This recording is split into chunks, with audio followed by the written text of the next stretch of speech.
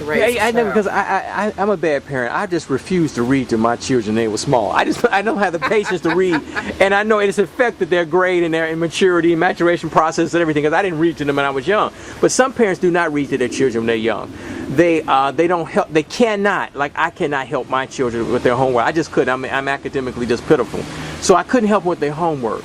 And of course, some parents, a lot of us, grandmothers and mothers, we're afraid to talk to the teacher, to the principal, because we're not really educated. We had a bad experience at school. We're not articulate.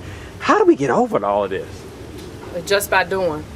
That's what I'm saying. They don't even want to come see their children's teachers, and get their grade. That part I understand, because they lack the involvement in their children's lives, and that's why a lot of these children don't feel loved. They feel displaced, even in their own homes, because of their lack of encouragement from the parent. However, somebody has to step up and advocate for these children, and that's why I do what I do, because I feel like some of these parents don't know how to advocate for their children, just based on the fact that they have a lack of education.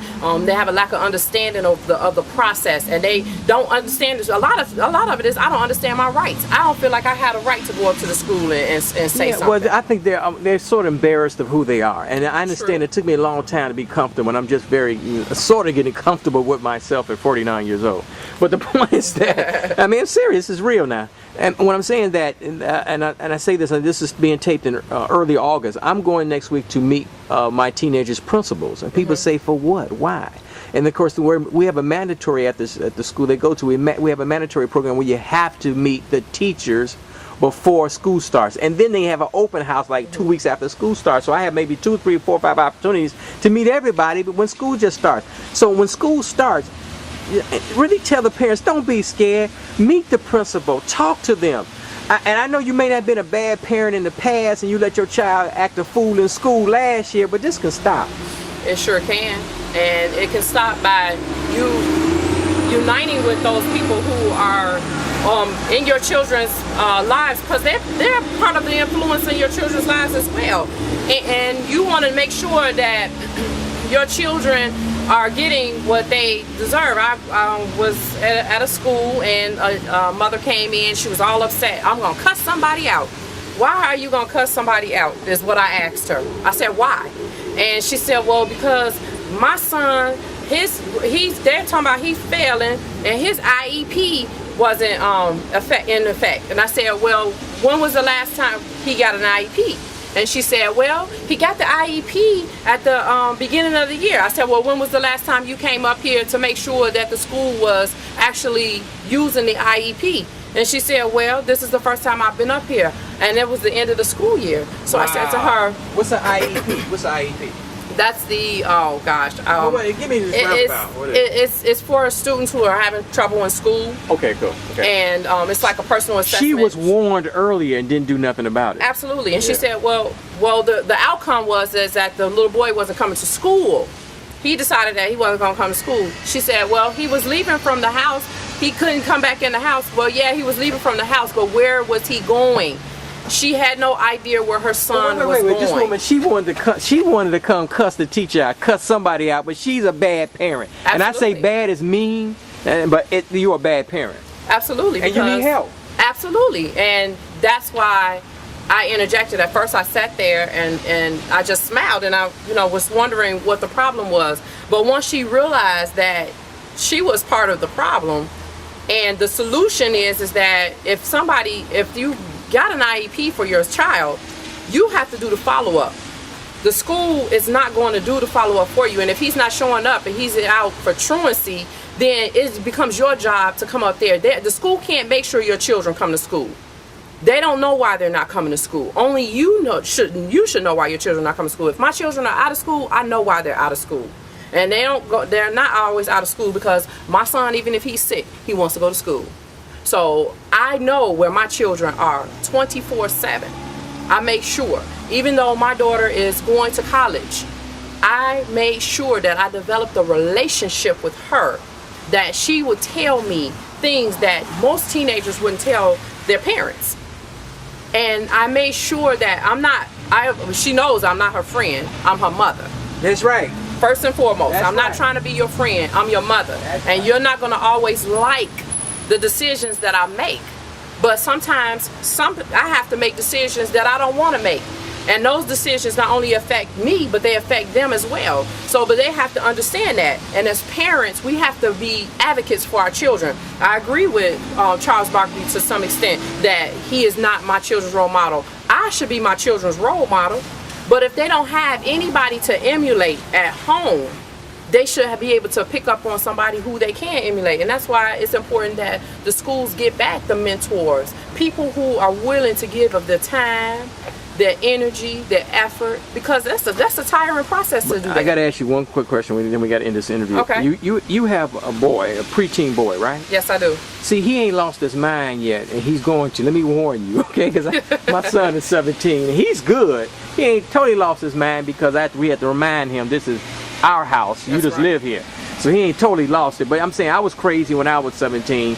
But so I think a lot of young ladies, mothers don't understand. That boy is cute when he a baby, and he a toddler. He 4 or 5 years old. He 8 or 9 or 10 years old. But once them hormones kick in, you got another problem on your hand. I think a lot of women are not really, don't understand the transformation of their little boy, and they're not really prepared for that transformation. Absolutely, absolutely. And that's where active fathers come in. Active male role models come in. Yeah, I can't, role model. My son, I have to say that they're pretty fortunate. They have their dad in their lives.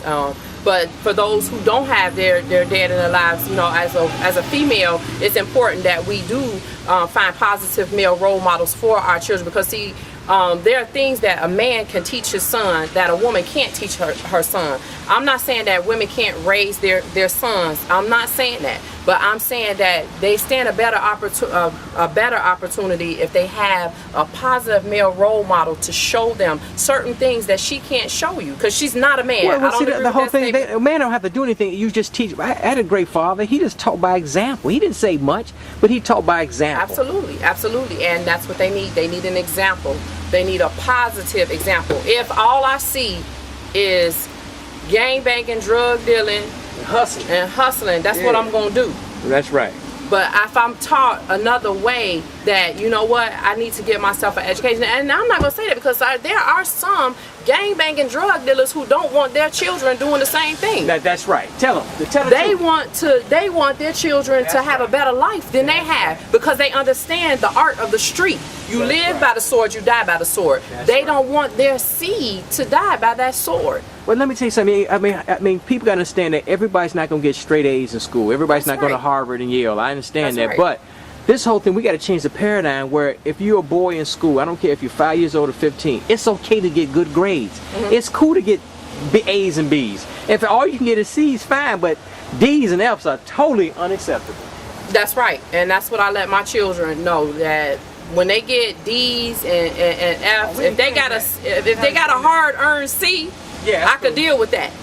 But D's and F's, that shows me that you had put no effort, none, toward doing what you need to do.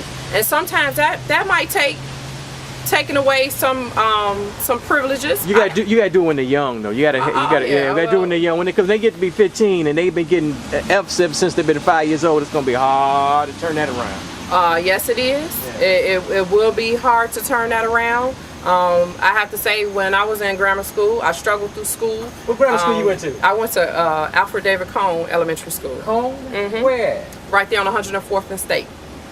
Is it still there? It's still there. Still in existence. I have nieces that go there as well. Are you in Roseland? Yeah. So how'd you like Cone? When I was going there, we had teachers who cared. Back then, we were still able to get, when I was in 3rd grade, we were still able to get hit with the ruler by the teacher. Wow. What about high school then? High school, I went to Corliss. You went to Corliss? Yes. Who was principal then? Miss Sims. I don't know her. David Sims. Yeah, I think she left before Spivey got there, right? Oh, yeah, way before Spivey. Oh, you'll be telling your age now. Yeah. 1990 was my graduation. I don't think she's no relation. I don't really know. I don't think she's family, but that's not the point. No, she's not family. She's not my family. Yeah, but my name is Sims. That's what I'm saying. I want to know. She may be, I don't know. So, was she a cool principal? Yeah. Okay. Yeah, she was pretty effective in her. And when you left Corliss, what college you go to? When I left Corliss, I went to a business school. And I don't suggest that anybody goes to business school. That's a waste of time. But did you think you were smart enough to, Charlene, do you think you were smart enough to go to a regular college? Oh, yeah. What happened then? I made other choices.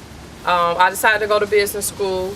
I met my children's father. I did the reverse. I got married. I had children. Well, at least you got married first. Well, yeah, well, you know what I'm saying. You know what I'm saying, right? Yeah, so I did get married and I had children, and throughout that time I decided that I wanted to go back to school, and so I did. And so you saying your daughter's not gonna go through that? What you did? Absolutely. Because you knew what you should have done when you left Corliss. Absolutely. So your daughter ain't no days like that, right? Oh no, they don't have a choice. The choice of that they have is to go to school, but mom, they already know mom's not taking care of children who don't want to do anything. But now, Charlotte, you have a bachelor's and a master's, right? What you got? You got a bachelor's in what? And psychology. From where? From Roosevelt University. Wow, and you got a master's from?